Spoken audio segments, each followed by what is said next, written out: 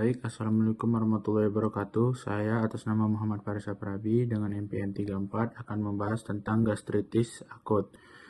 Baik, gastritis akut adalah peradangan mendadak pada mukosa lambung yang dapat menyebabkan nyeri epigastrium, mual, muntah, dan gangguan pencernaan lainnya.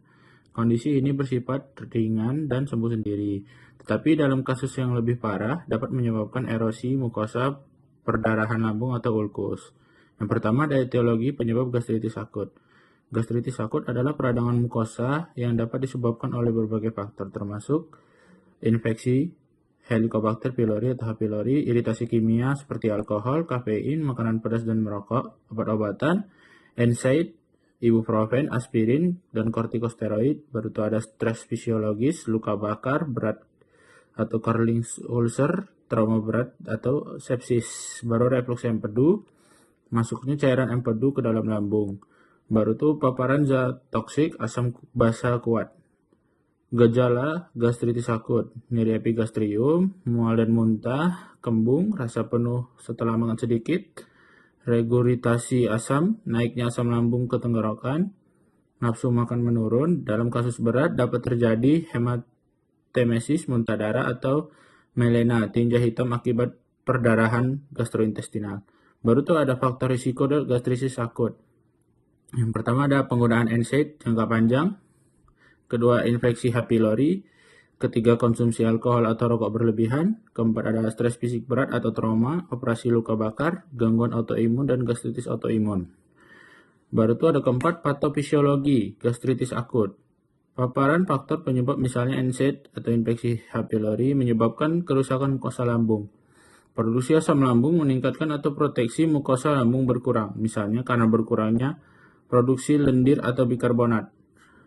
Mukosa lambung mengalami peradangan akut yang melibatkan neutrofil dan mediator inflamasi.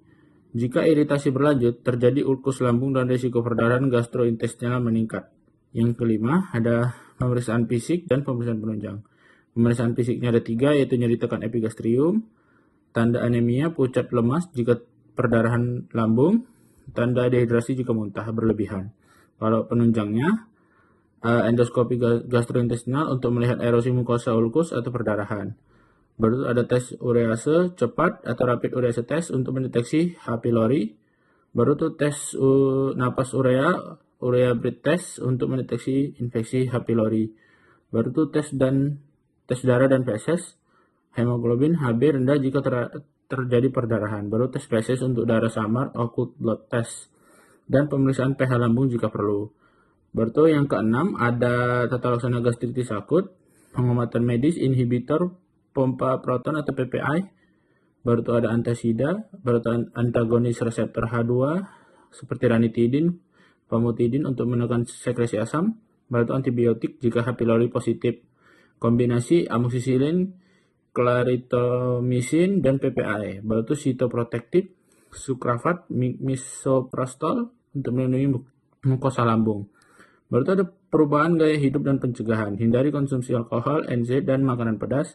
Kurangi stres, makan dalam porsi kecil namun sering, hindari makan terlalu larut malam. Jadi kesimpulannya, gastritis akut adalah peradangan mendadak pada mukosa lambung yang disebabkan oleh berbagai faktor, seperti infeksi Helicobacter pylori, penggunaan NSAID, konsumsi alkohol, stres fisiologis, dan reflux empedu. Kondisi ini terjadi akibat ketidakseimbangan antara faktor protektif mukosa lambung dan faktor agresif seperti asam lambung dan pepsin yang menyebabkan iritasi, erosi, atau bahkan perdarahan mukosa lambung. Baik, sekian dari saya. Wassalamualaikum warahmatullahi wabarakatuh.